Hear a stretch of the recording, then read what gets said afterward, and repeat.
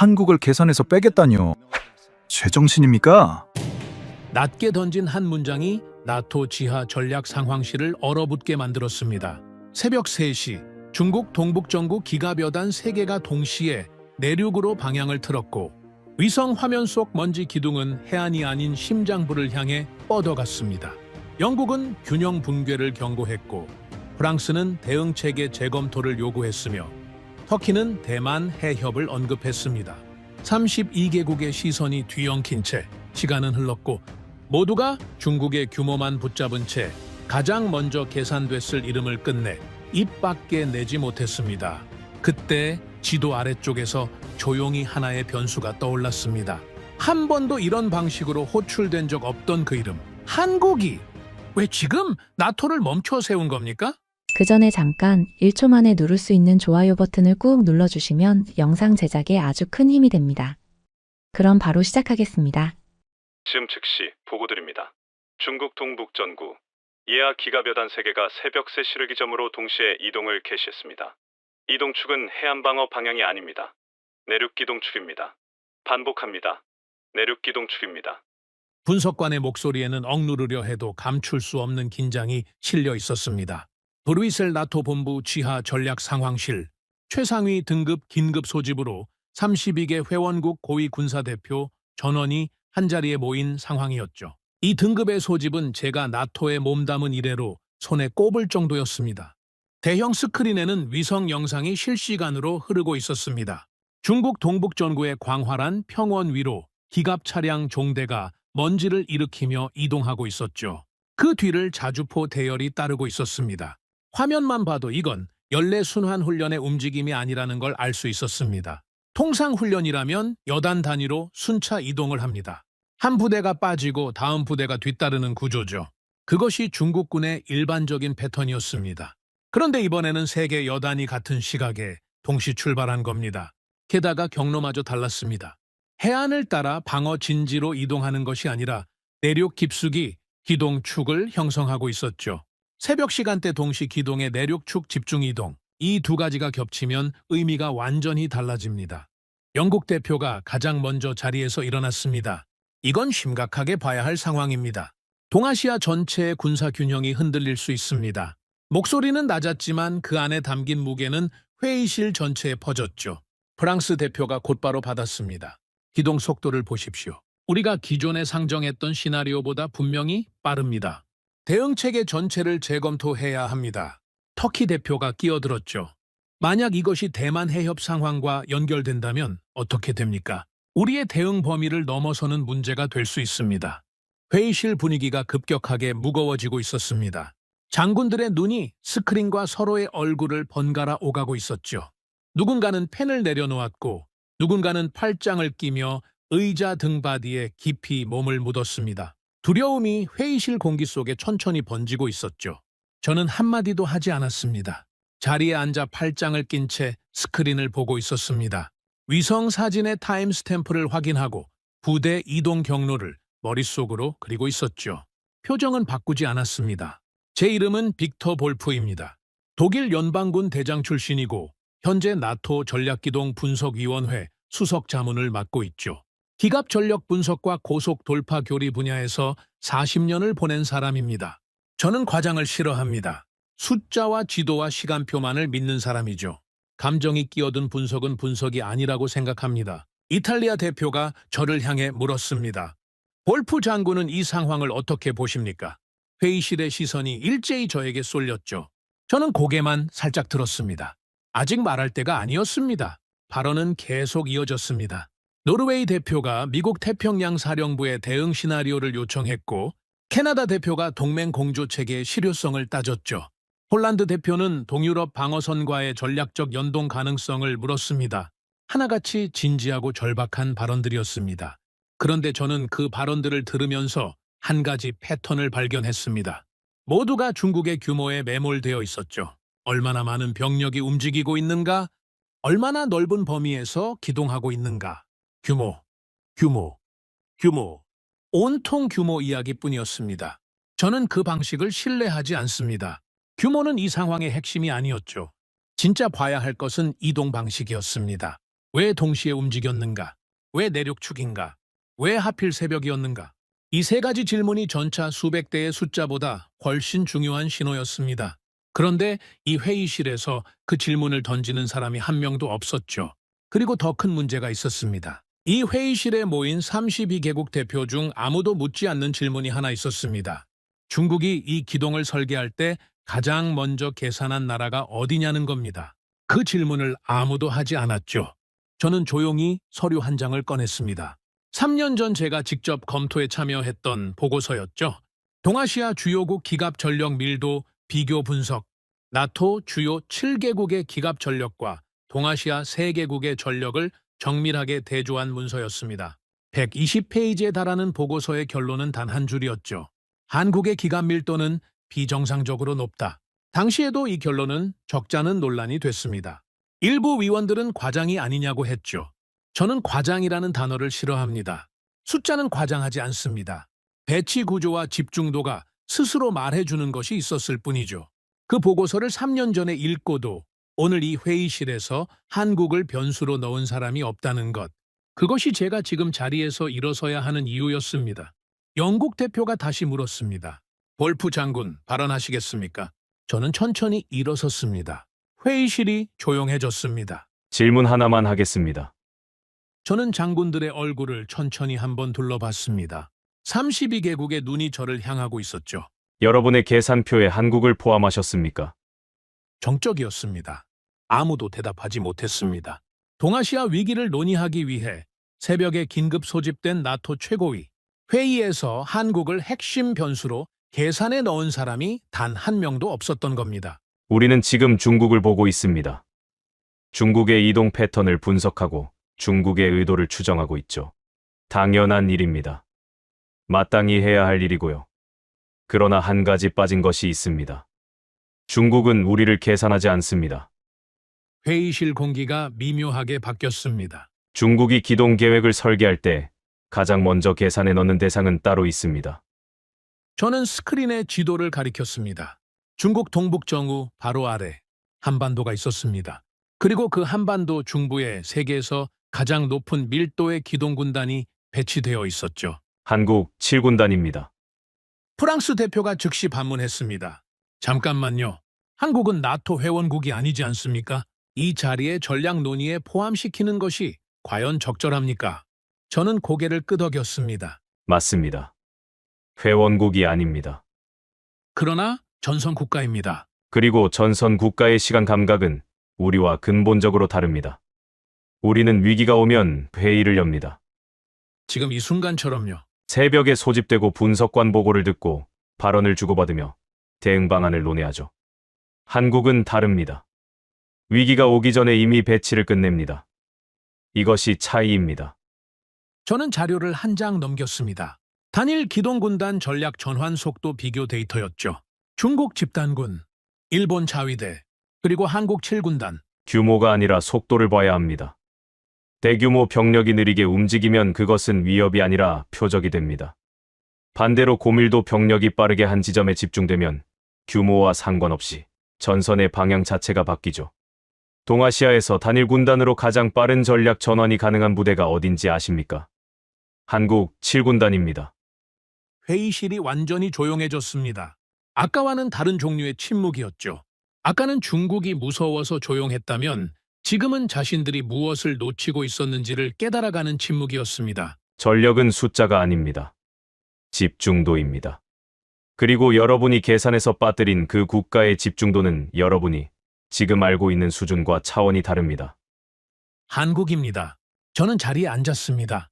중국이 무섭게 보이는 이유는 병력이 많아서가 아닙니다. 오늘 새벽에 포착된 그 움직임이 예년의 패턴과 달랐기 때문이죠. 새벽 동시 기동의 내륙축 집중 이동. 이건 방어가 아니라 전진을 염두에 둔 구조였습니다. 그런데 그보다 더 중요한 사실이 하나 있었습니다. 중국이 그런 구조로 움직일 때 가장 먼저 반응하는 군단이 어디인지를 이 회의실에 있는 사람들 대부분이 모르고 있었다는 겁니다. 이제부터가 시작이었습니다. 회의실의 침묵은 오래가지 않았습니다. 사람은 충격을 받으면 본능적으로 익숙한 것에 매달리게 되니까요. 가장 먼저 반응한 것은 프랑스 대표였습니다. 볼프 장군, 말씀의 취지는 이해합니다. 하지만 우리는 지금 32개국입니다. 냉전 시절과는 다릅니다. 나토의 집단 방위 체계는 역사상 가장 강력한 수준에 도달해 있습니다. 한국이라는 변수를 논의하는 것은 좋지만 우리 자체의 전력을 과소평가해서는 안 됩니다. 회의실 분위기가 미묘하게 바뀌었습니다. 프랑스 대표의 발언이 장군들에게 일종의 안도감을 준 거죠. 맞아, 우리는 32개국이다. 세계 최대의 군사 동맹이다. 중국이 움직인다고 해서 우리가 흔들릴 이유는 없다. 그런 표정들이 하나둘 번지기 시작했습니다. 영국 대표가 고개를 끄덕였습니다. 동의합니다. 최근 핀란드와 스웨덴의 가입으로 북유럽 방어선이 완성됐고 동유럽 재무장도 순조롭게 진행되고 있습니다. 우리의 억지력은 그 어느 때보다 강합니다. 터키 대표도 거들었죠. 32개국의 통합 전력은 단순한 숫자가 아닙니다. 이것은 의지의 표현입니다. 회의실에 안도의 공기가 퍼지고 있었습니다. 장군들의 어깨가 조금씩 내려가고 있었죠. 32개국이라는 숫자가 주는 심리적 안정감. 그것은 분명 강력한 것이었습니다. 저는 그 분위기를 조용히 지켜보고 있었습니다. 그리고 생각했죠. 이것이 바로 문제라고. 32개국, 분명 대단한 숫자입니다. 냉전 시절 12개국으로 시작한 나토가 지금은 32개국까지 확대됐죠. 핀란드가 들어왔고 스웨덴이 합류했습니다. 폴란드는 군비를 대폭 늘리고 있었고 루마니아와 불가리아도 방어 체계를 강화하고 있었습니다. 유럽의 방어 지도는 확실히 넓어졌습니다. 하지만 저는 3년 전부터 한 가지 의문을 품고 있었습니다. 국가 수가 늘어나면 전력이 강해지는 것인가? 아니면 회의 시간이 길어지는 것인가? 냉전 시절을 떠올려 봤습니다. 나토가 12개국이던 시절, 위협이 명확했고 의사결정이 빨랐죠. 소련이라는 하나의 적이 있었고 모든 전력이 그 한 방향을 향해 집중되어 있었습니다. 그때 작성된 기갑 전력 비교 보고서가 있었습니다. 제가 젊은 장교 시절에 처음 접한 문서였죠. 당시에도 동아시아 전력 분석은 포함되어 있었습니다. 그리고 그 보고서에서도 한국의 기갑 밀도는 이례적이라는 표현이 등장했습니다. 12개국 시절에도 그랬고 32개국이 된 지금도 그 평가는 바뀌지 않았죠. 국가 수가 늘었다고 한국의 전력 집중도가 낮아지는 것은 아닙니다. 오히려 나토가 확대되면서 다국적 분산 구조가 더 심화됐죠. 32개국이 합의하고 조율하고 분담하는 사이에 한국은 단일 지휘 체계 아래 모든 전력을 한 지점에 집중시키는 구조를 유지하고 있었습니다. 프랑스 대표가 다시 입을 열었습니다. 볼프 장군, 한국이 강하다는 점은 인정합니다.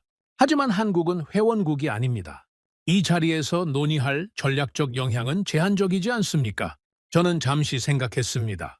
그리고 천천히 입을 열었죠.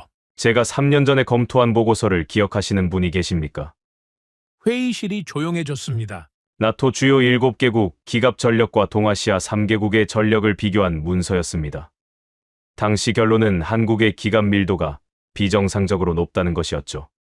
일부 위원들은 과장이라고 했습니다. 저는 그때도 반박했고 지금도 같은 말을 하겠습니다. 국가 수가 늘었다고 전력의 밀도가 바뀌지는 않습니다. 저는 자리에서 일어나 스크린 앞으로 걸어갔습니다. 지도를 확대했죠. 유럽 전체가 화면에 펼쳐졌습니다. 32개국의 영토가 넓게 퍼져 있었습니다. 이것이 나토입니다. 32개국의 영토와 전력이 이 넓은 지역에 분산되어 있죠. 각국은 자국 방어를 우선하면서 동시에 집단 방위에 참여하는 구조입니다. 위기가 발생하면 합의하고 조율하고 병력을 이동시킵니다. 시간이 걸리죠. 당연한 일입니다. 32개국이 움직이려면 32개국의 동의가 필요하니까요. 저는 지도를 동아시아로 전환했습니다. 한반도가 화면 중앙에 떴죠. 이것이 한국입니다. 나토 32개국의 영토를 합친 것과 비교하면 점 하나에 불과합니다. 하지만 이 점 하나 안에 집중된 기갑 전력의 밀도는 여러분이 상상하는 것 이상입니다. 나토는 넓습니다. 한국은 좁습니다. 그런데 전쟁은 넓은 쪽이 이기는 것이 아닙니다. 빠른 쪽이 이기죠. 회의실이 다시 조용해졌습니다. 폴란드 대표가 손을 들었습니다. 볼프 장군, 한 가지 묻겠습니다. 폴란드는 최근 대규모 군비 증강을 진행하고 있습니다. 그 과정에서 우리가 선택한 장비가 있습니다. 저는 고개를 끄덕였습니다. 알고 있었죠? 폴란드 대표가 말을 이었습니다. 우리는 독일제를 선택하지 않았습니다. 프랑스제도 아닙니다. 우리가 선택한 것은 한국의 K2 전차와 K9 자주포입니다. 왜 그랬는지 아십니까? 성능 때문만이 아닙니다. 납기 때문입니다. 한국은 약속한 시간에 약속한 수량을 정확히 맞춰서 보내줬습니다. 유럽의 어떤 방산업체도 그 속도를 맞추지 못했죠. 회의실이 술렁였습니다. 폴란드 대표의 발언은 단순한 무기 이야기가 아니었죠. 32개국 중 하나가 자국의 방어를 한국에 맡겼다는 고백이었습니다. 독일 대표의 표정이 굳었고 프랑스 대표의 시선이 흔들렸죠. 유럽 방산의 자존심이 흔들리는 순간이었습니다. 저는 이 순간을 기다리고 있었습니다. 폴란드 대표의 말이 핵심을 짚었습니다. 한국은 무기를 수출한 것이 아닙니다. 체계를 수출한 겁니다. 무기는 쇠덩어리입니다. 전차 한 대를 사는 것과 그 전차를 운영하는 교리까지 함께 도입하는 것은 완전히 다른 문제죠. 폴란드가 한국을 선택한 이유는 전차의 화력 때문만이 아닙니다. 한국이 70년 넘게 휴전선에서 유지해온 실전 운용 체계 때문입니다. 생각해 보십시오. 한국은 전쟁이 끝나지 않은 나라입니다. 휴전 상태이지 종전이 아니죠. 그 말은 70년이 넘는 시간 동안 단 하루도 긴장을 풀지 않았다는 뜻입니다. 매일 전선을 점검하고 매일 배치를 확인하고 매일 기동 준비를 유지하는 겁니다. 여러분, 이 회의실에 앉아 계신 32개국 중에 그런 나라가 있습니까? 아무도 대답하지 못했습니다. 저는 말을 이었습니다. 우리는 냉전이 끝난 뒤 긴장을 풀었습니다. 당연한 일이었죠. 적이 사라졌으니까요. 기갑 전력을 줄이고 보병을 감축하고 군비를 다른 곳에 돌렸습니다. 합리적인 판단이었습니다. 그런데 한국은 그러지 않았습니다. 적이 사라지지 않았으니까요. 북쪽에 여전히 기갑 군단이 배치되어 있고 장사정포가 수도권을 겨누고 있었습니다. 긴장을 풀 수가 없었던 겁니다. 그 결과가 무엇인지 아십니까? 70년간 단 한 번도 대비 태세를 낮추지 않은 군대가 만들어진 겁니다. 세계 어디에도 그런 군대는 없습니다. 회의실의 공기가 완전히 달라져 있었습니다. 아까 프랑스 대표가 32개국을 말했을 때의 안도감은 이미 사라진 뒤였죠. 대신 다른 감정이 장군들의 얼굴에 떠오르고 있었습니다. 그것은 놀라움이 아니었습니다. 자신들이 무엇을 간과하고 있었는지를 깨달아가는 사람들의 표정이었죠. 영국 대표가 천천히 말했습니다. 볼프 장군, 인정해야 할 것 같습니다. 우리는 32개국이라는 숫자에 스스로 안도하고 있었습니다. 하지만 숫자가 본질을 바꾸지는 않는다는 말씀이시죠. 저는 고개를 끄덕였습니다. 정확합니다. 12개국이던 시절에도 한국의 밀도는 이례적이었습니다. 32개국이 된 지금도 그 밀도는 변하지 않았죠. 변한 것은 우리입니다.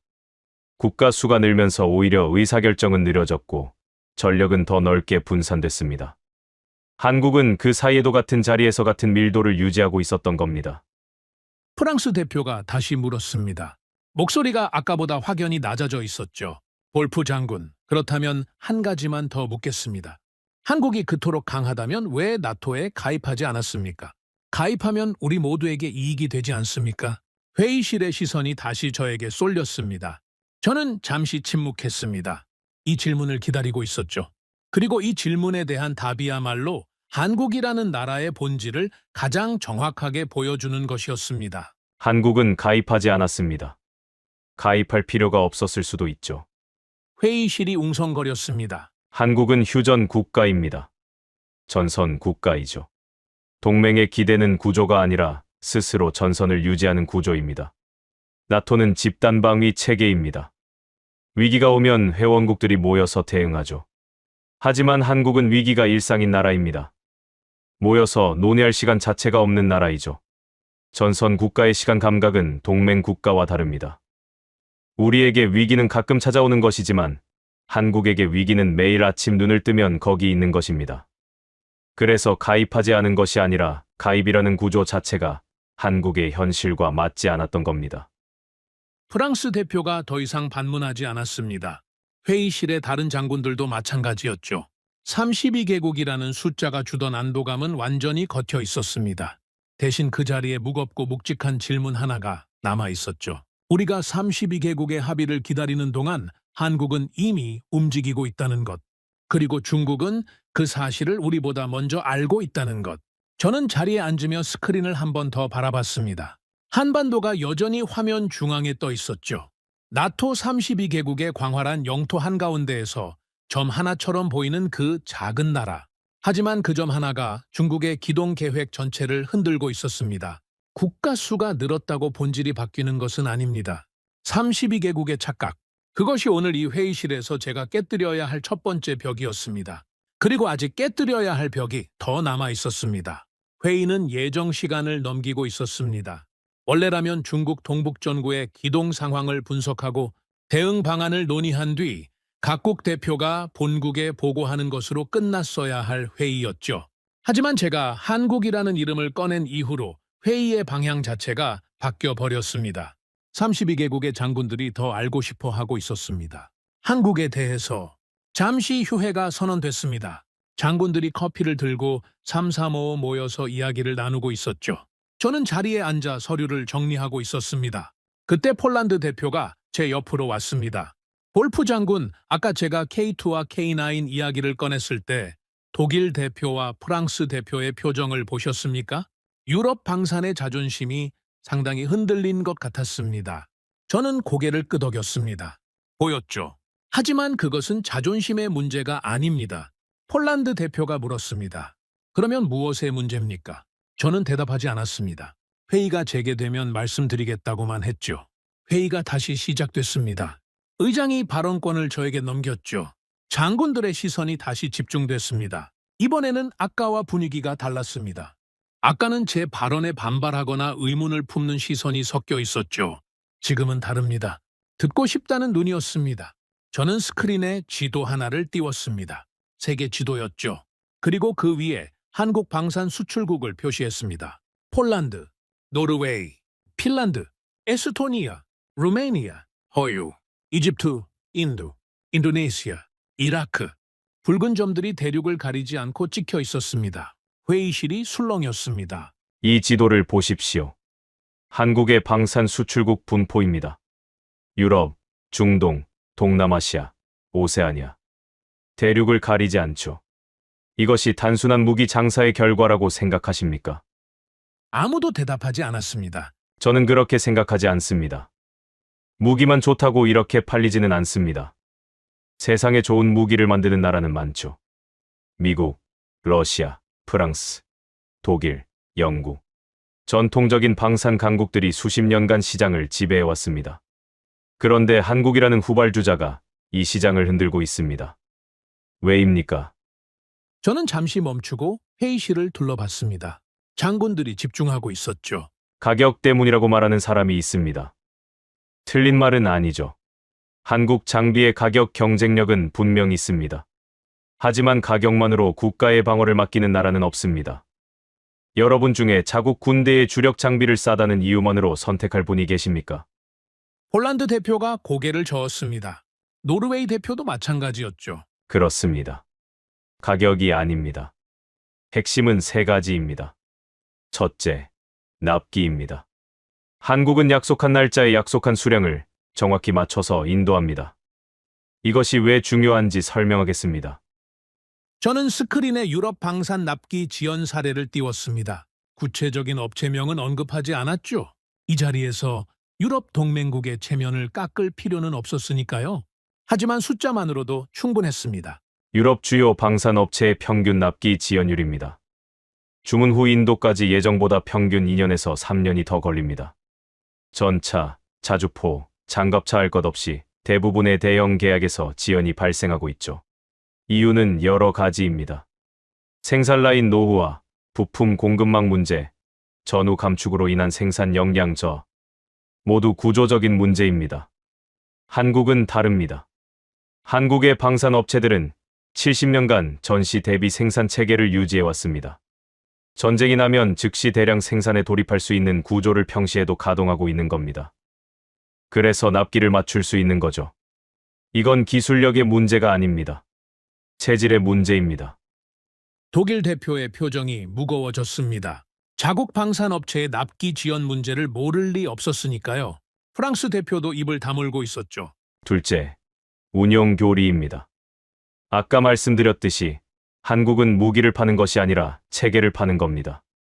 K2 전차를 구매하면 그 전차를 어떻게 운용하는지, 어떤 지형에서 어떤 대형으로 기동하는지, 정비 주기는 어떻게 잡는지까지 함께 전수합니다. 이것은 70년간 휴전선에서 실제로 운영하면서 축적한 데이터에 기반한 교리입니다.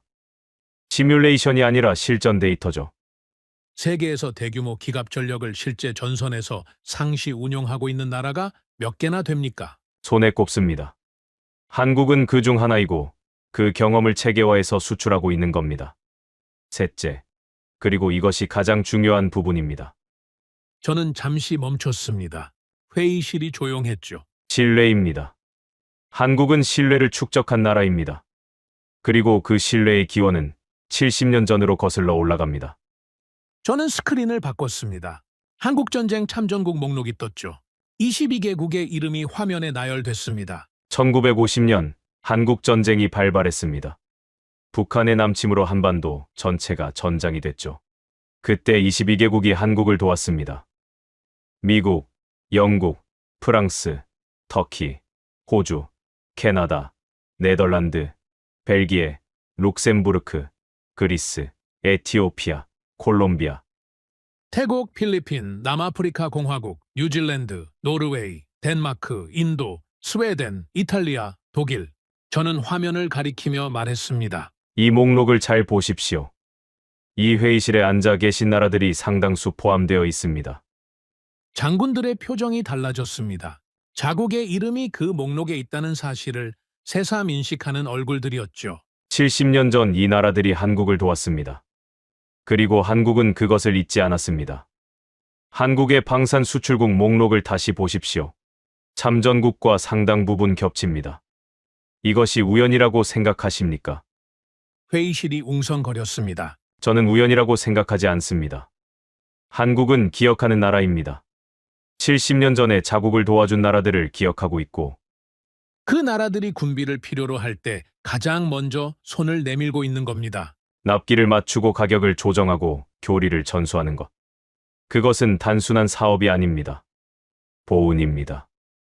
영국 대표가 천천히 고개를 끄덕였습니다. 터키 대표의 눈이 젖어 있었죠. 터키는 한국 전쟁에서 5천 명 이상의 병력을 보냈고 그중 상당수가 돌아오지 못했습니다. 그 사실을 터키 대표가 모를 리 없었죠. 여러분, 강한 나라는 많습니다. 군사력이 강한 나라, 경제력이 강한 나라, 기술력이 강한 나라. 세계에 강한 나라는 넘쳐납니다. 그러나 기억하는 나라는 드뭅니다.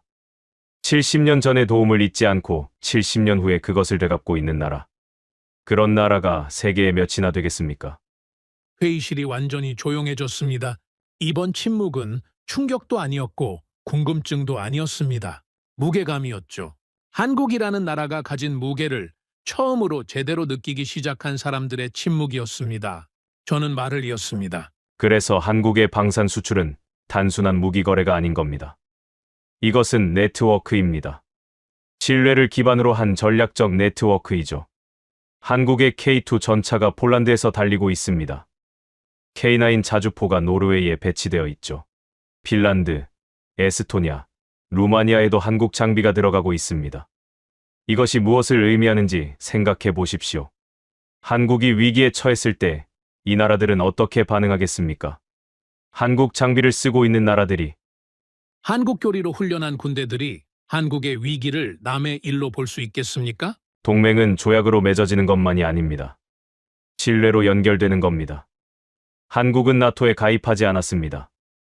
하지만 나토 회원국 상당수가 이미 한국의 장비를 운용하고 있죠. 이것은 조약 없는 동맹입니다. 서류 없는 연대이죠. 프랑스 대표가 낮은 목소리로 말했습니다. 볼프 장군, 그 논리대로라면 한국은 나토에 가입하지 않고도 나토 회원국들과 사실상의 군사적 연결을 만들어낸 셈입니까? 저는 고개를 끄덕였습니다. 그렇습니다. 그리고 그것이 한국이 무서운 진짜 이유입니다. 군사력만 강한 나라는 고립될 수 있습니다. 아무리 전차가 많아도 혼자 싸우면 한계가 있죠. 하지만 한국은 혼자가 아닙니다. 70년간 쌓아온 신뢰가 있고 그 신뢰를 기반으로 형성된 네트워크가 있습니다. 한국이 위기에 처한다면 계산은 단순하지 않을 것입니다. 한국 한 나라의 문제가 아니라 한국과 연결된 모든 나라의 문제가 되니까요. 회의실의 장군들이 서로의 얼굴을 바라보고 있었습니다. 폴란드 대표는 고개를 끄덕이고 있었고 노르웨이 대표는 팔짱을 풀고 앞으로 몸을 기울이고 있었죠. 터키 대표는 여전히 한국전쟁 참전국 목록이 띄워진 스크린을 바라보고 있었습니다. 저는 마지막으로 한마디를 덧붙였습니다. 중국은 이 사실을 알고 있습니다. 한국을 공격하는 것이 한국 한 나라를 상대하는 것이 아니라는 걸 중국은 계산하고 있죠. 그래서 중국이 한국을 두려워하는 겁니다. 전차가 많아서가 아닙니다. 한국 뒤에 서 있는 나라들 때문입니다. 강한 나라보다 기억하는 나라가 더 무섭습니다. 그리고 기억하는 나라의 뒤에는 그 기억에 보답하려는 나라들이 서 있죠. 한국은 전력을 수출한 것이 아닙니다.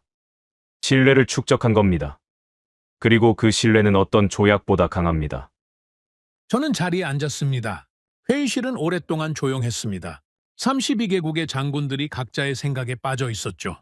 한국이라는 나라가 가진 힘의 본질이 무엇인지를 처음으로 제대로 마주한 순간이었습니다. 전력이 아니었습니다.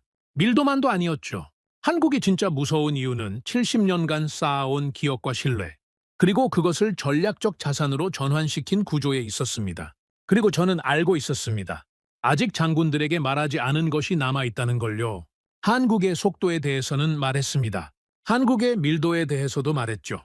한국의 신뢰에 대해서도 말했습니다. 하지만 진짜 핵심은 아직 꺼내지 않았습니다. 한국 7군단이 실제로 어떻게 움직이는지, 그 속도가 어떤 의미를 갖는지, 중국이 왜 그것을 가장 먼저 계산하는지, 그 이야기는 이제부터였습니다. 회의가 재개되자 분위기가 달라져 있었습니다. 3장까지는 제가 먼저 발언을 이끌어야 했죠. 장군들은 듣기만 하거나 반문하는 쪽이었습니다. 하지만 지금은 달랐습니다. 장군들이 먼저 질문을 준비하고 있었죠. 서류를 넘기는 손이 빨라져 있었고 서로 소공어리는 모습도 보였습니다. 한국이라는 변수가 이 회의실의 사고 구조 자체를 바꾸기 시작한 겁니다. 의장이 발언 순서를 정리하려 했지만 영국 대표가 먼저 손을 들었습니다. 볼프 장군, 지금까지 말씀하신 내용을 정리해 보겠습니다. 한국의 기간 밀도가 비정상적으로 높고 70년간 대비 태세를 유지해왔으며 방산 수출을 통해 국제적 신뢰 네트워크를 구축했다. 여기까지는 이해했습니다. 하지만 한 가지 현실적인 문제가 있습니다. 영국 대표의 목소리가 낮아졌습니다. 한국은 북한과 대치하고 있습니다. 휴전선 바로 너머에 북한의 대규모 기갑군단이 있고 장사 정포가 수도권을 겨누고 있죠. 만약 중국이 움직이는 동시에 북한까지 움직인다면 한국은 양면 위기에 처하게 됩니다. 그 상황에서도 한국의 7군단이 자유롭게 기동할 수 있겠습니까? 방어에 묶이는 것 아닙니까? 회의실이 조용해졌습니다. 좋은 질문이었죠. 아니, 좋은 질문 정도가 아니었습니다. 핵심을 찌르는 질문이었습니다. 제가 지금까지 한국의 강점만을 부각시켰다면 영국 대표는 가장 날카로운 약점을 정확히 짚어낸 겁니다. 터키 대표가 덧붙였습니다. 동의합니다. 북한의 장사 정포는 서울 수도권 전체를 사정권에 넣고 있습니다. 개전 초기에 엄청난 화력이 쏟아질 텐데 그 상황에서 기동군단을 전진시킨다는 것이 현실적으로 가능합니까? 수도를 방어하는 것이 우선 아닙니까? 프랑스 대표도 고개를 끄덕였습니다. 볼프 장군이 말씀하신 밀도와 속도는 인정합니다. 하지만 양면 위기 상황에서는 그 밀도가 오히려 약점이 될 수도 있습니다.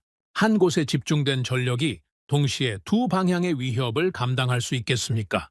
회의실의 시선이 다시 저에게 쏠렸습니다. 장군들의 눈에 의문이 가득했죠. 볼프 장군, 이건 어떻게 설명할 겁니까? 그런 눈이었습니다. 저는 속으로 생각했습니다. 드디어 이 질문이 나왔다고. 이 질문을 기다리고 있었습니다. 사실 이 질문이 나오지 않았다면 제가 먼저 꺼냈을 겁니다. 한국의 강점만 나열하는 것은 제 방식이 아니니까요. 저는 과장을 싫어합니다. 약점을 감추고 강점만 부각시키는 것은 과장의 다른 형태이죠. 저는 천천히 일어섰습니다. 좋은 질문입니다. 그리고 이 질문에 대한 답이 바로 한국 7군단의 본질을 설명해 줍니다. 회의실이 집중했습니다. 영국 대표께서 물으셨죠. 북한이 동시에 움직이면 한국은 방어에 묶이지 않겠느냐고. 터키 대표께서도 같은 우려를 표하셨습니다. 수도권 방어가 우선 아니냐고.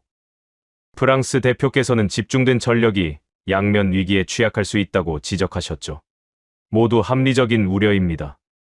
그리고 유럽의 군사적 사고 체계에서는 당연한 결론이죠. 저는 잠시 멈췄습니다. 하지만 그 결론은 한 가지를 전제하고 있습니다.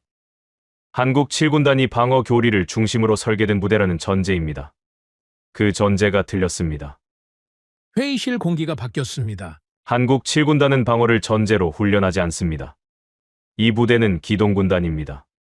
전진 돌파에 특화된 구조이죠. 영국 대표의 눈이 커졌습니다. 터키 대표가 자세를 고쳐 앉았죠. 저는 스크린에 교리 비교 도표를 띄웠습니다. 나토의 일반적인 방어 교리와 한국 7군단의 기동 교리를 나란히 배치했죠. 나토의 표준 방어 교리를 보십시오. 위협이 감지되면 방어선을 설정하고 병력을 배치합니다. 적의 공격을 저지하고 아군의 피해를 최소화하면서 증원을 기다리는 구조이죠. 방어가 먼저이고 반격은 그 다음입니다. 이것이 유럽이 수십 년간 유지해온 기본 틀입니다. 한국은 다릅니다.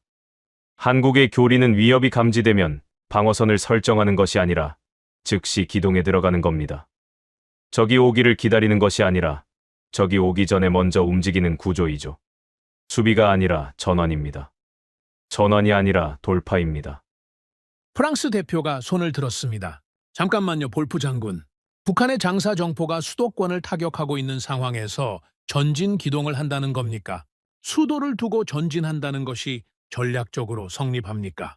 저는 고개를 끄덕였습니다. 바로 그 지점이었죠. 프랑스 대표의 의무는 유럽식 사고에서는 완전히 합리적입니다.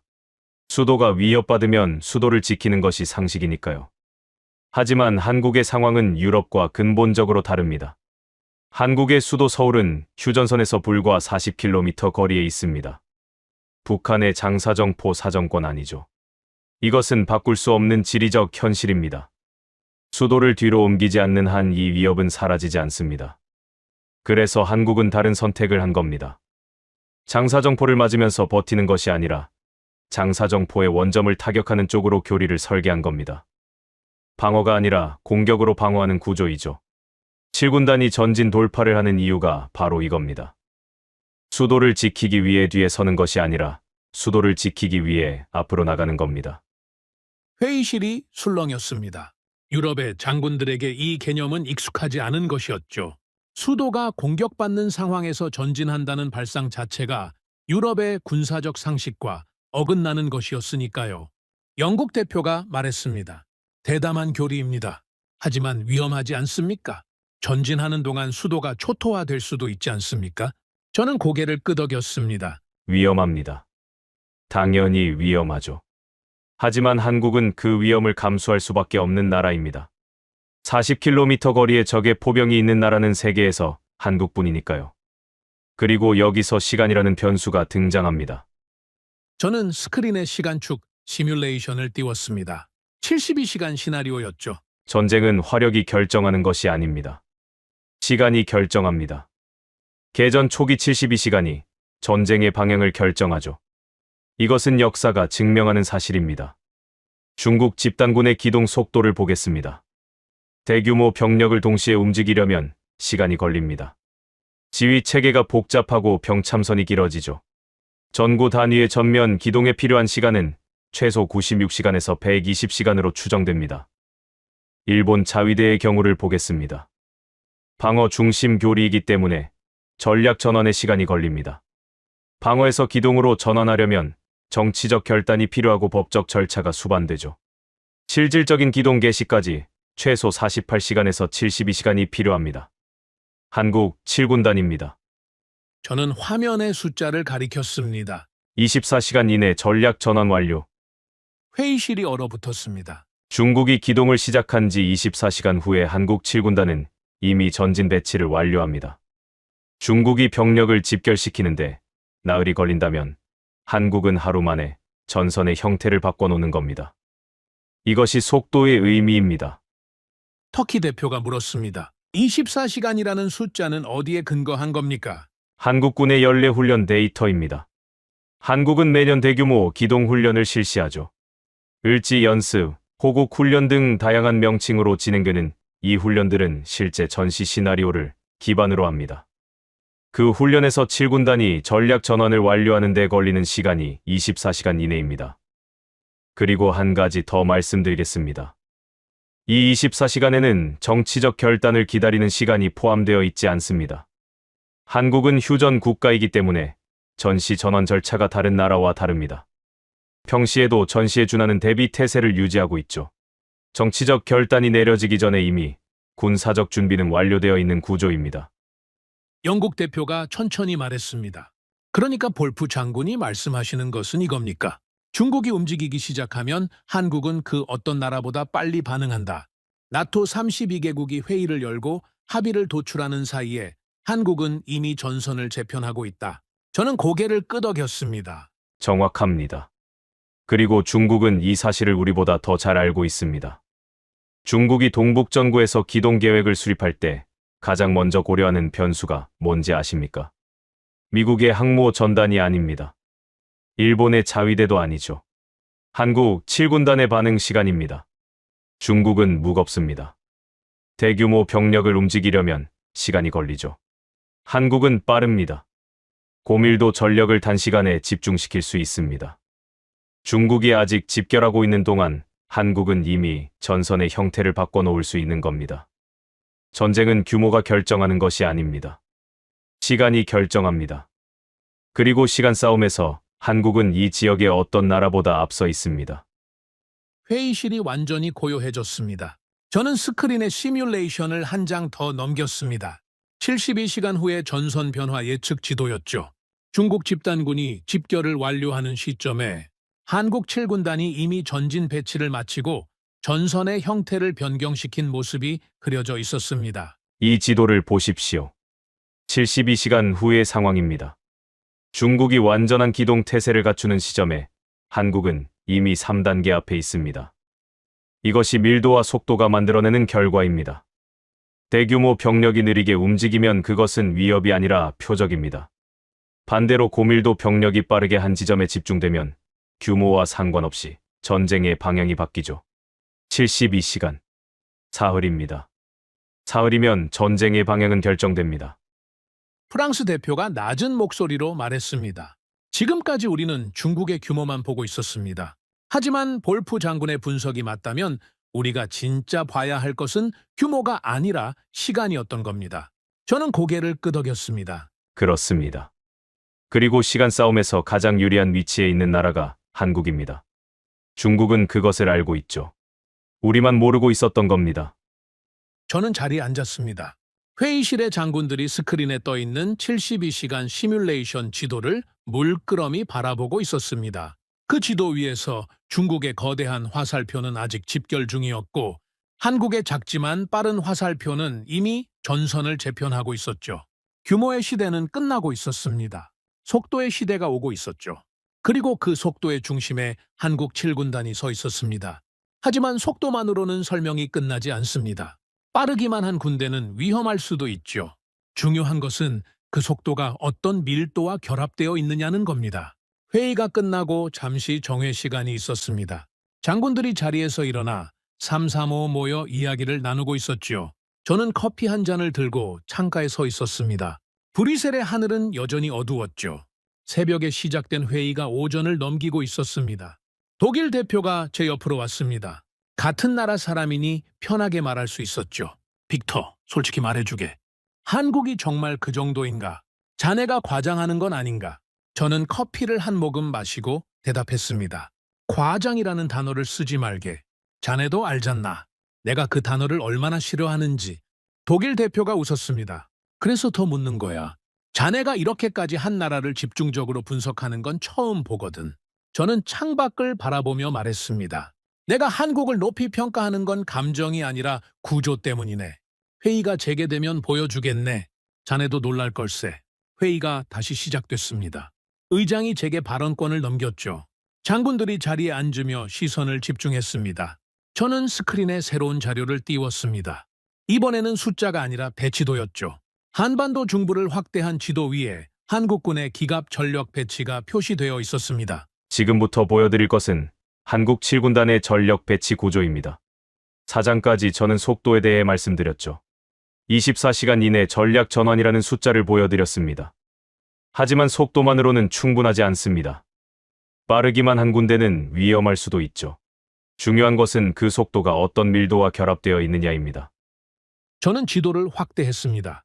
한국 중부 전선의 좁은 구간이 화면을 가득 채웠죠. 이 구간을 보십시오. 한반도 중부 전선입니다. 폭이 넓지 않습니다.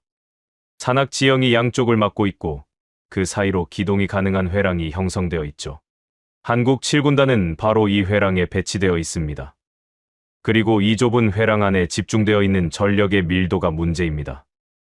저는 스크린에 자료를 한 장 넘겼습니다. K2 블랙팬서 전차의 재원이 화면에 떴죠. K2 블랙팬서. 한국이 독자 개발한 주력 전차입니다. 여러분 중 일부는 이 전차의 이름을 폴란드 계약건에서 들어보셨을 겁니다.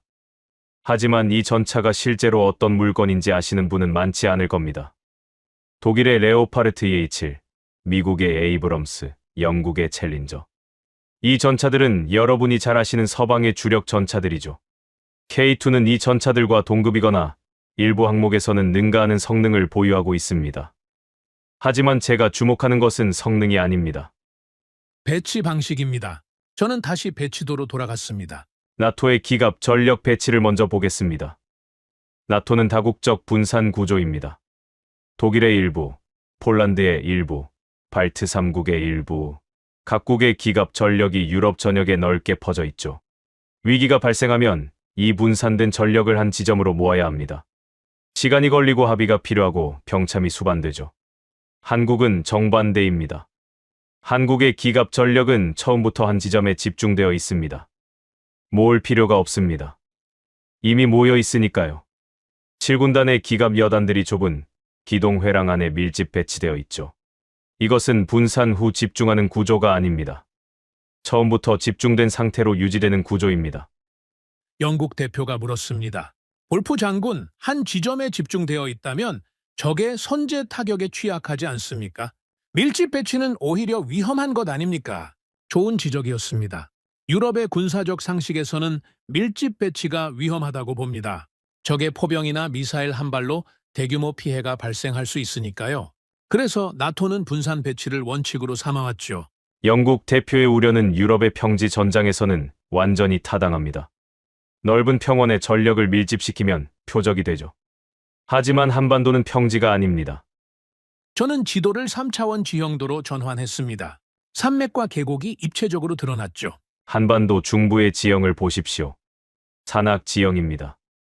좁은 계곡과 능선이 복잡하게 얽혀 있죠. 이 지형 자체가 천연 엄폐물입니다. 기갑 전력이 산악 지형 사이에 분산, 은폐되어 있으면서 동시에 기동 회랑으로 신속하게 집결할 수 있는 구조인 겁니다. 쉽게 말씀드리겠습니다. 평시에는 산 뒤에 숨어 있고 유사시에는 계곡을 따라 쏟아져 나오는 구조이죠. 적이 찾으려면 산 하나하나를 뒤져야 하지만 아군이 모이려면 계곡 하나만 타면 되는 겁니다. 이것이 한국이 설계한 전장입니다. 한국은 장비를 모은 것이 아닙니다. 전장을 설계한 겁니다. 회의실이 술렁였습니다. 전장을 설계했다는 표현이 장군들의 머릿속에 깊이 박힌 것이 느껴졌죠. 폴란드 대표가 손을 들었습니다. 볼프 장군, 이제 이해가 됩니다. 우리가 한국의 K2와 K9을 도입한 이유가 단순히 가격이나 납기 때문만이 아니었다는 것을요. 이 장비들은 이런 환경에서 운용되도록 설계된 것이었습니다. 산악 지형에서의 기동, 좁은 회랑에서의 집중 돌파. 우리 폴란드의 평원 지형과는 다르지만 그 운용 철학은 배울 것이 많았습니다. 저는 고개를 끄덕였습니다. 폴란드 대표가 중요한 점을 짚으셨습니다. K2 전차는 한반도의 산악 지형에 최적화되어 설계된 장비입니다. 급경사 등판 능력, 하천도하 능력, 좁은 공간에서의 선회 능력. 모든 재원이 한반도라는 특수한 전장 환경을 기준으로 만들어졌죠. K9 자주포도 마찬가지입니다. 빠른 진지 전환 능력이 핵심이죠. 한 지점에서 사격하고 즉시 이동하여 다른 지점에서 다시 사격하는 구조입니다. 적의 대포병 사격을 피하면서 지속적으로 화력을 투사하는 방식이죠. 이것은 북한의 장사정포 위협 속에서 살아남기 위해 만들어진 교리입니다. 70년간 실제 전선에서 매일같이 운용하면서 다듬어진 장비와 교리입니다. 시뮬레이션이 아니라 현실이죠. 저는 스크린의 밀도 비교 도표를 띄웠습니다. 나토 주요 회원국들의 단위 면적당 기갑 전력 밀도와 한국의 밀도를 나란히 배치한 자료였죠. 이 도표를 보십시오. 세로축은 단위 면적당 기갑 전력 밀도입니다. 가로축은 각국의 이름이죠. 독일, 프랑스, 영국, 터키, 폴란드, 이탈리아, 그리고 맨 오른쪽이 한국입니다. 저는 잠시 말을 멈추고 장군들이 도표를 충분히 보도록 기다렸습니다. 숫자를 직접 읽을 필요가 없었죠. 막대 그래프의 높이 차이가 모든 것을 말해주고 있었으니까요. 한국의 막대가 다른 나라들과 비교도 할 수 없을 만큼 높이 솟아 있었습니다. 독일 대표의 얼굴이 굳었습니다. 아까 저에게 과장 아니냐고 물었던 그 사람이었죠. 지금은 과장이라는 말을 꺼내지 못하고 있었습니다. 숫자가 눈앞에 있었으니까요. 이것이 밀도입니다. 한국의 기갑 전력 밀도는 나토 어떤 회원국과도 비교할 수 없는 수준입니다. 그리고 이 밀도가 아까 말씀드린 속도와 결합됩니다. 고밀도 전력이 24시간 이내에 전략 전환을 완료한다. 이것이 무엇을 의미하는지 아시겠습니까? 밀도가 다르면 결과가 다릅니다. 프랑스 대표가 천천히 말했습니다. 목소리에서 아까까지의 반론 기색은 완전히 사라져 있었죠. 볼프 장군, 솔직히 인정하겠습니다. 이 도표를 보기 전까지는 한국의 전력이 강하다는 말씀을 개념적으로만 이해하고 있었습니다. 하지만 이 숫자를 보니 차원이 다르다는 말의 의미를 알겠습니다. 영국 대표가 물었습니다.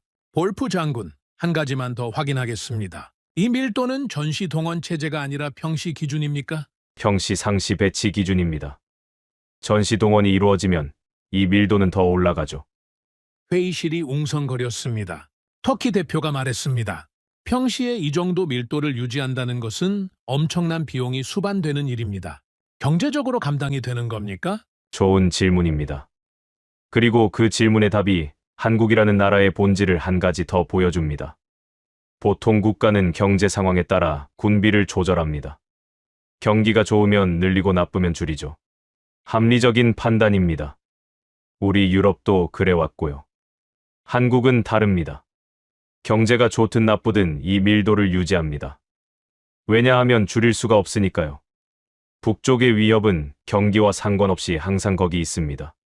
장사정포는 경제 상황을 보고 겨냥 방향을 바꾸지 않죠.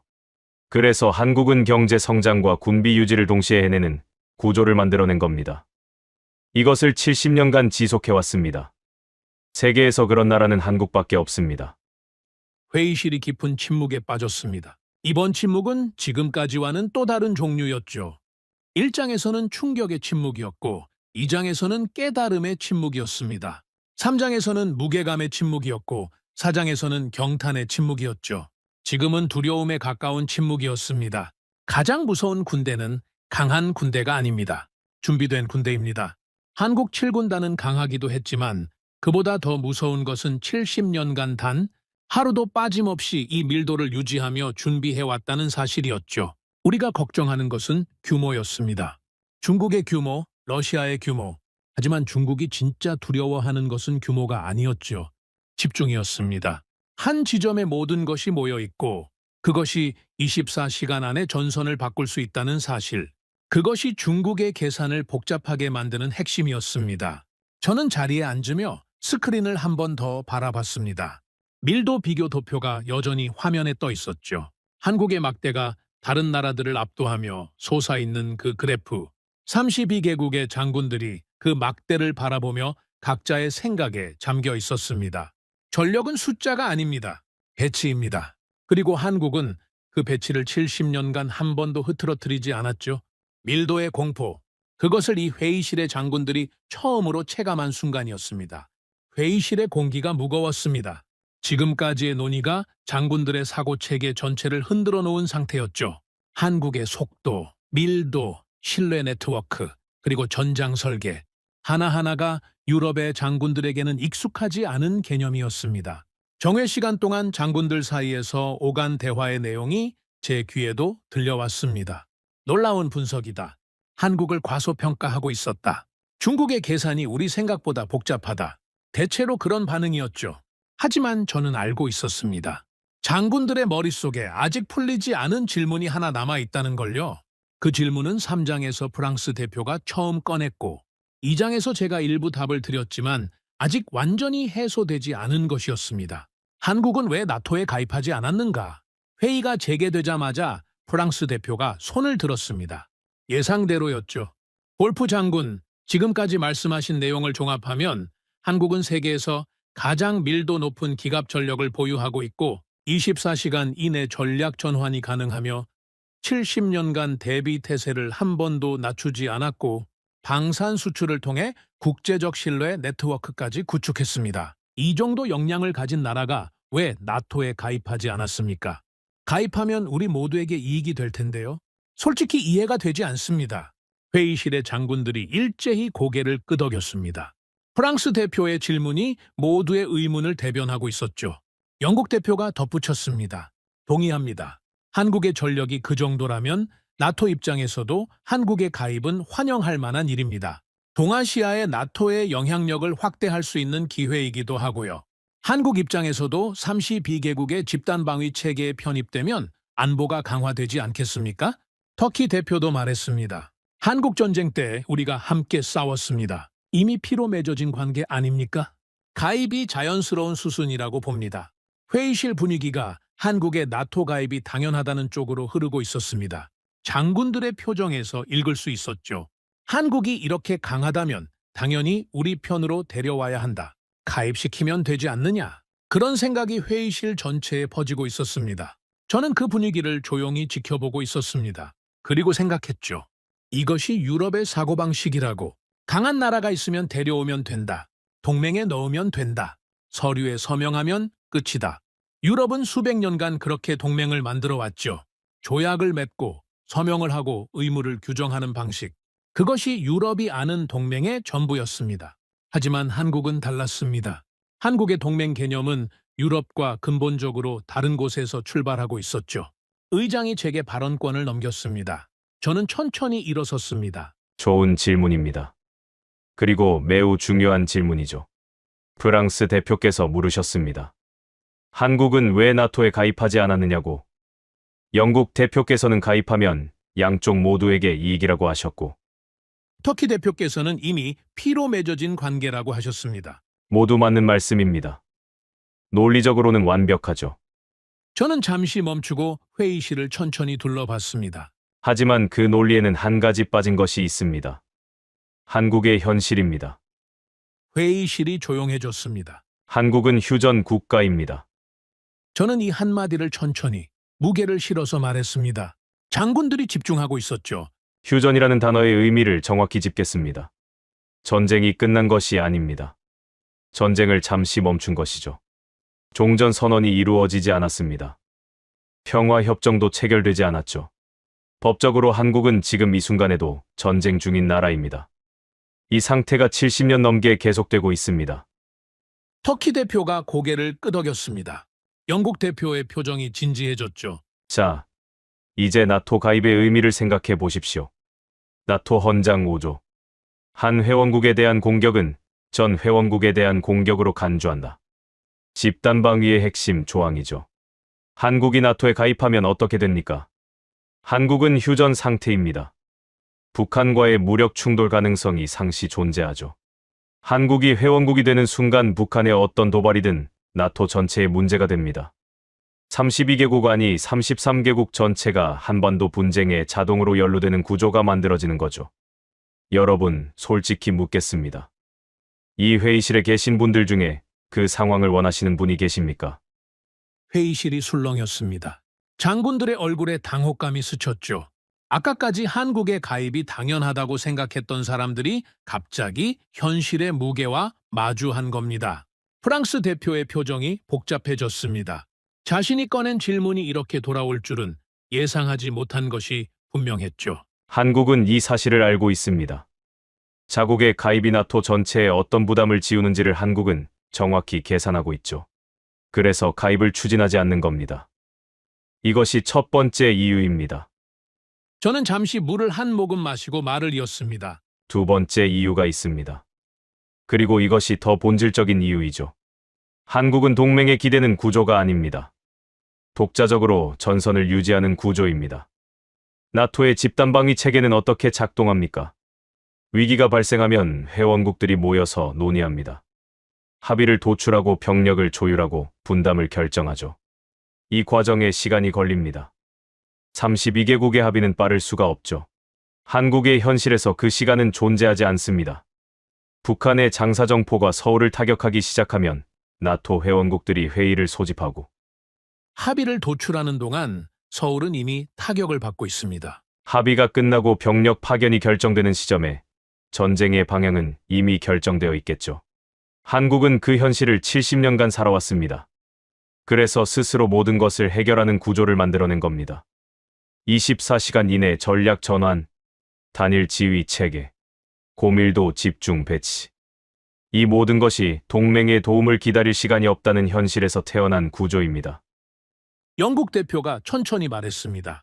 그러니까 볼프 장군의 말씀은 이겁니까?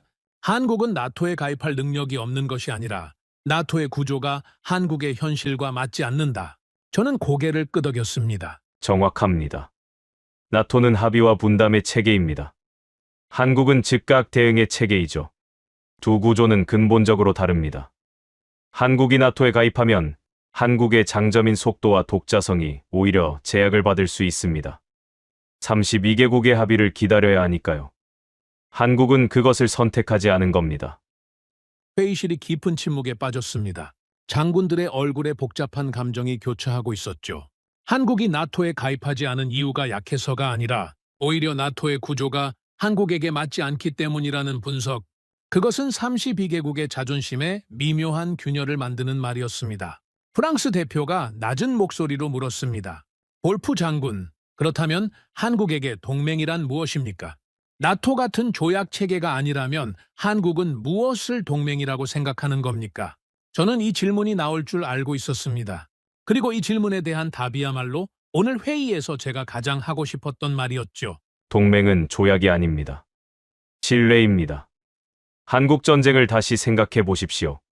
1950년 한반도가 전장이 됐을 때 22개국이 한국을 도왔습니다. 조약이 있어서가 아닙니다. 나토 헌장 5조가 적용된 것도 아니죠. 그 나라들은 자발적으로 병력을 보냈습니다. 자국의 젊은이들을 지구 반대편의 전장에 보낸 겁니다. 왜 그랬겠습니까? 이익 때문이 아닙니다.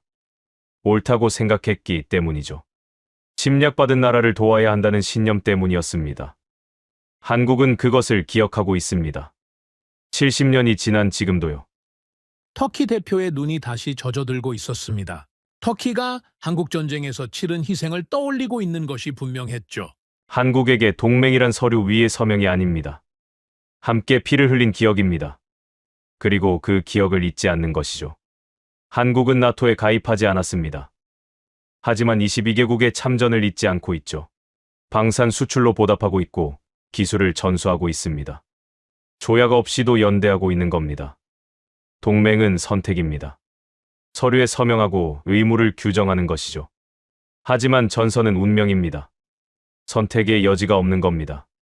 한국은 선택이 아니라 운명 위에 서 있는 나라입니다. 매일 아침 눈을 뜨면 전선이 거기 있죠. 그 운명을 70년간 혼자 감당하면서도 과거의 도움을 잊지 않고 보답하는 나라입니다. 가입하지 않았다고 약한 것이 아닙니다. 가입할 필요가 없었던 겁니다. 아니, 더 정확히 말하면 가입이라는 구조로는 담을 수 없는 나라인 겁니다. 회의실이 완전히 고요해졌습니다. 32개국의 장군들이 저마다의 생각에 잠겨 있었죠. 누군가는 고개를 숙이고 있었고 누군가는 스크린에 여전히 떠 있는 한반도 지도를 바라보고 있었습니다. 영국 대표가 천천히 입을 열었습니다. 볼프 장군, 오늘 회의에서 많은 것을 배웠습니다. 우리는 32개국이라는 숫자에 안도하고 있었고 한국이라는 변수를 계산해서 빠뜨리고 있었습니다. 한국이 나토에 가입하지 않은 이유조차 제대로 이해하지 못하고 있었죠. 부끄러운 일입니다. 프랑스 대표가 고개를 끄덕이며 말했습니다. 동의합니다.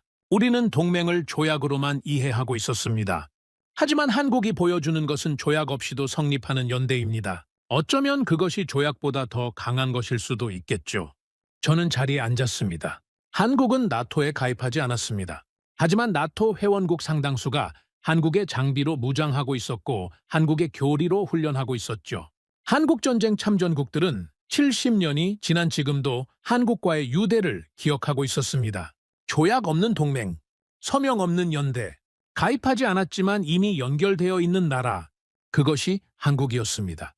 그리고 그것이 한국을 나토 32개국보다 어쩌면 더 무서운 존재로 만드는 이유였죠. 동맹은 선택이었습니다. 전선은 운명이었죠. 한국은 그 운명 위에서 70년을 버텨온 나라였습니다. 선택으로 맺어진 동맹이 운명으로 단련된 나라를 이길 수 있을까? 그 질문이 회의실의 공기 속에 남아 있었습니다. 그리고 저는 알고 있었습니다. 이 회의가 아직 끝나지 않았다는 것을요. 장군들이 이제 한국을 이해하기 시작했지만 아직 마지막 질문이 남아 있었습니다. 가장 중요한 질문. 그래서 결론이 무엇이냐는 질문이요. 그 질문이 나올 때가 되어가고 있었습니다. 회의가 재개됐을 때 회의실의 분위기는 완전히 달라져 있었습니다. 아침에 이 자리에 모였을 때와 지금은 같은 회의실이 아니었죠. 새벽 긴급 소집 당시 장군들의 머릿속에는 중국만 있었습니다. 중국의 기동, 중국의 규모, 중국의 위협, 그것이 전부였죠. 하지만 지금 이 회의실에 앉아있는 32개국의 장군들은 전혀 다른 나라를 생각하고 있었습니다. 한국 의장이 회의 정리 발언을 요청하며 제게 시선을 보냈습니다. 하지만 그 전에 영국 대표가 먼저 손을 들었죠. 볼프 장군, 마지막으로 한 가지만 묻겠습니다. 회의실이 조용해졌습니다. 영국 대표의 목소리에는 아침과는 완전히 다른 무게가 실려 있었죠. 더 이상 반문이나 의문의 톤이 아니었습니다. 진심으로 답을 구하는 사람의 목소리였습니다. 오늘 볼프 장군께서 많은 것을 보여주셨습니다. 한국의 속도, 밀도, 신뢰 네트워크, 전장 설계, 그리고 나토에 가입하지 않은 이유까지 모두 충격적이었고 동시에 설득력이 있었습니다. 하지만 저는 결론을 듣고 싶습니다. 볼프 장군, 결론은 무엇입니까? 중국이 실제로 움직일 경우 우리가 가장 먼저 계산해야 할 변수는 무엇입니까? 회의실의 시선이 일제히 저에게 쏠렸습니다. 32개국의 장군들이 한 사람의 입을 바라보고 있었죠. 이 회의가 시작된 이후로 가장 무거운 순간이었습니다. 저는 천천히 자리에서 일어섰습니다. 서두르지 않았죠. 서류를 가지런히 정리하고 단추를 한번 여미고 나서 스크린 앞으로 걸어갔습니다. 영국 대표께서 결론을 물으셨습니다. 좋습니다. 결론을 말씀드리겠습니다. 저는 스크린에 동아시아 전역 지도를 띄웠습니다.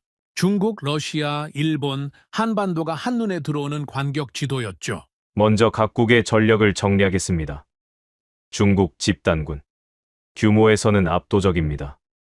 동북정구만 해도 여러 개의 집단군이 배치되어 있고 기갑 전력과 포병 전력이 방대하죠. 하지만 지휘 체계가 복잡하고 전구 단위의 전면 기동에는 최소 96시간에서 120시간이 필요합니다. 거대하지만 무겁습니다. 일본 차위대. 장비의 질은 높습니다. 해상 전력은 특히 강하죠. 하지만 헌법적 제약이 있습니다. 방어 중심 교리에서 공격적 기동으로 전환하려면 정치적 결단과 법적 절차가 수반됩니다. 실질적 기동 개시까지 48시간에서 72시간이 필요하죠. 강하지만 느립니다. 북한 기갑군단. 구형 장비가 대다수이지만 수량은 무시할 수 없습니다.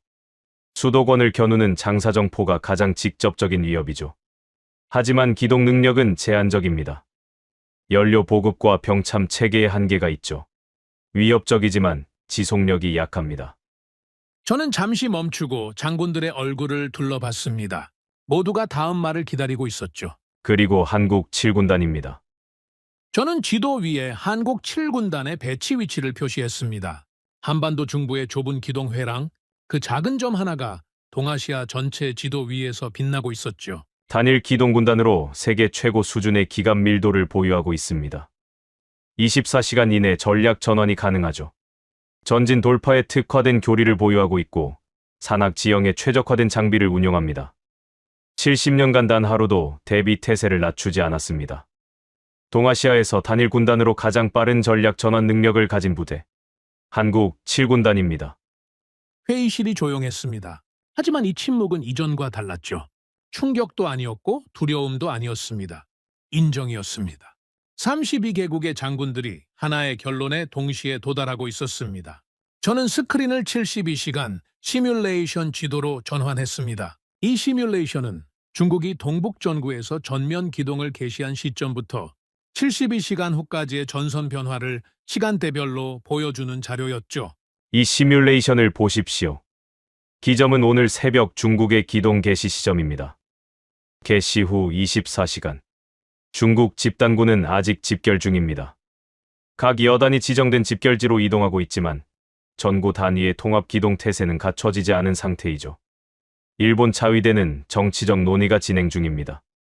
방위성과 총리관저 사이의 협의가 오가고 있지만 구체적인 기동 명령은 아직 내려지지 않았습니다. 같은 시점에 한국 7군단은 이미 전략 전환을 완료했습니다. 전진 배치가 끝났고 기동 회랑에 전력이 집중된 상태이죠. 저는 시뮬레이션의 시간축을 앞으로 돌렸습니다. 개시 후 48시간. 중국 집단군의 집결이 70% 정도 진행된 상태입니다. 일본 자위대의 기동 명령이 내려졌지만 실제 부대의 이동은 이제 막 시작 단계이죠. 나토 32개국은 긴급 회의를 통해 상황을 분석하고 있습니다. 합의 도출에는 아직 시간이 필요한 상태이죠. 같은 시점에 한국 7군단은 이미 전선의 형태를 바꿔놓고 있습니다. 전진 배치에서 한 단계 더 나아가 기동축을 확보한 상태이죠.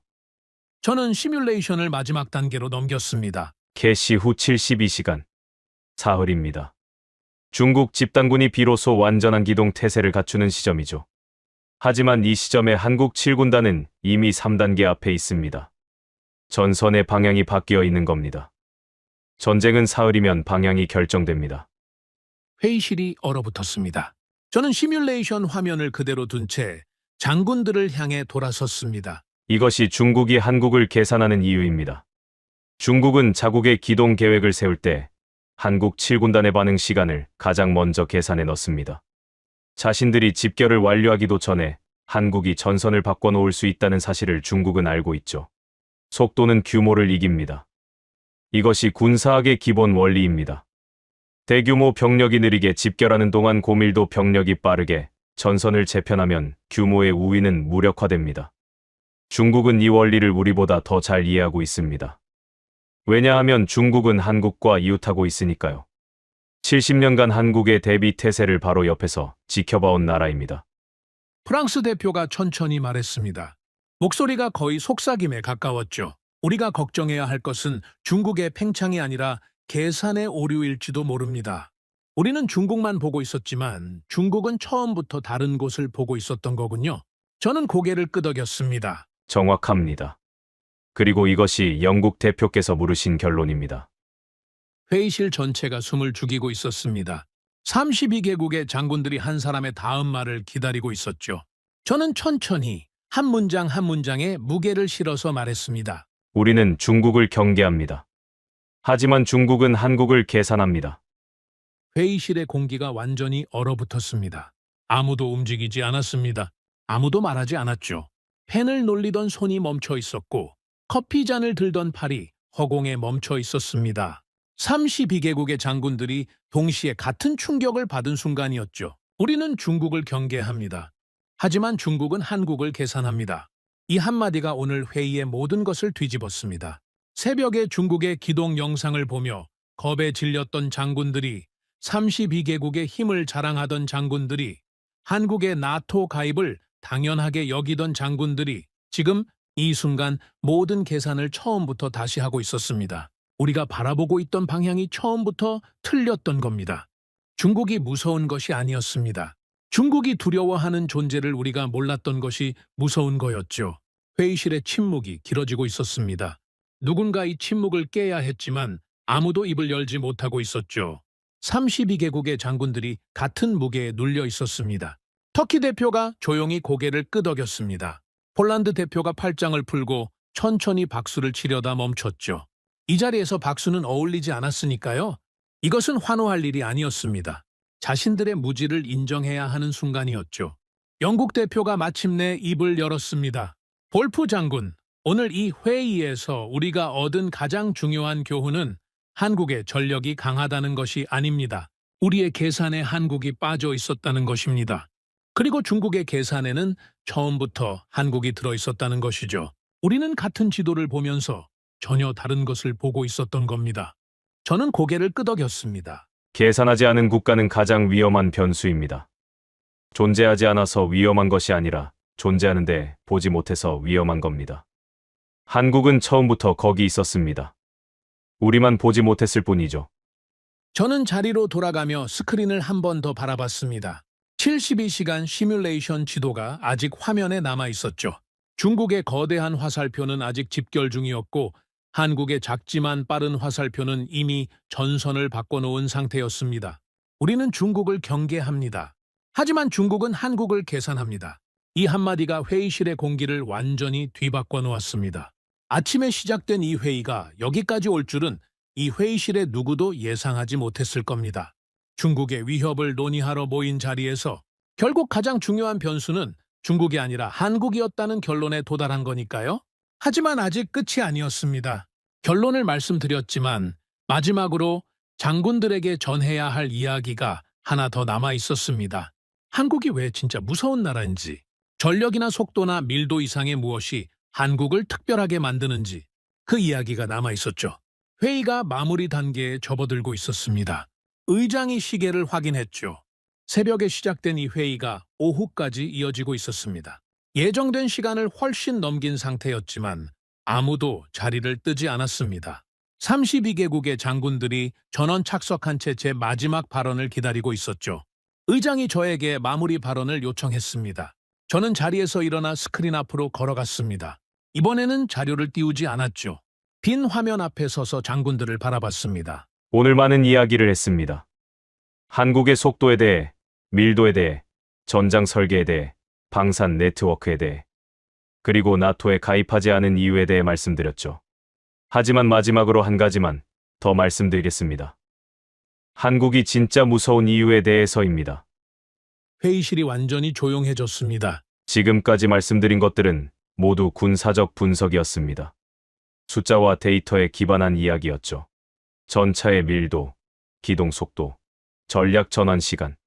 저는 이런 것들을 분석하는 사람이고 그것이 제 전문 분야입니다. 하지만 군사력만으로 무서운 나라가 되는 것은 아닙니다. 세계에 군사력이 강한 나라는 많습니다. 핵무기를 가진 나라도 있고 항공모함을 여러 척 운용하는 나라도 있죠. 순수한 화력으로 따지면 한국보다 강한 나라는 존재합니다. 그런데 왜 중국은 그 나라들보다 한국을 먼저 계산합니까? 장군들이 집중하고 있었습니다. 화력 때문이 아닙니다. 전차 수량 때문도 아니죠. 중국이 한국을 가장 먼저 계산하는 진짜 이유는 한국이라는 나라가 가진 구조 전체 때문입니다. 저는 스크린에 지도를 하나 띄웠습니다. 아까 3장에서 보여드렸던 한국 방산 수출국 분포 지도였죠. 유럽, 중동, 동남아시아, 오세아니아에 걸쳐 붉은 점들이 찍혀 있었습니다. 이 지도를 다시 보십시오. 한국의 방산 수출국 분포입니다. K2 전차가 폴란드에서 달리고 있고 K9 자주포가 노르웨이에 배치되어 있습니다. 핀란드, 에스토니아, 루마니아, 호주, 이집트, 인도네시아. 이 나라들이 모두 한국의 장비를 운용하고 있죠. 이것이 무엇을 의미하는지 중국은 정확히 알고 있습니다. 한국을 공격하는 것은 한국 한 나라를 상대하는 것이 아닙니다. 한국의 장비를 쓰고 있는 나라들, 한국의 교리로 훈련한 군대들.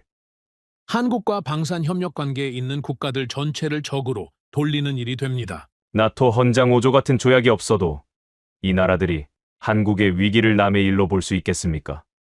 한국은 무기를 수출한 것이 아닙니다. 신뢰를 축적한 겁니다. 그리고 그 신뢰는 어떤 조약보다 강합니다. 폴란드 대표가 천천히 고개를 끄덕이고 있었습니다. 자국이 한국의 장비를 운용하고 있다는 사실이 단순한 무기 거래를 넘어선 전략적 연결이라는 것을 이해한 표정이었죠. 저는 말을 이었습니다. 그리고 이 신뢰의 뿌리는 70년 전으로 거슬러 올라갑니다. 저는 스크린의 한국전쟁 참전국 목록을 다시 띄웠습니다. 22개국의 이름이 화면에 나열됐죠. 1950년 한반도가 전장이 됐을 때 22개국이 한국을 도왔습니다. 이 회의실에 앉아 계신 나라들이 상당수 포함되어 있죠. 미국, 영국, 프랑스, 터키, 호주, 캐나다, 네덜란드, 벨기에, 그리스, 노르웨이, 덴마크, 이탈리아, 독일. 그 나라들의 젊은이들이 지구 반대편까지 가서 피를 흘렸습니다. 많은 이들이 돌아오지 못했죠.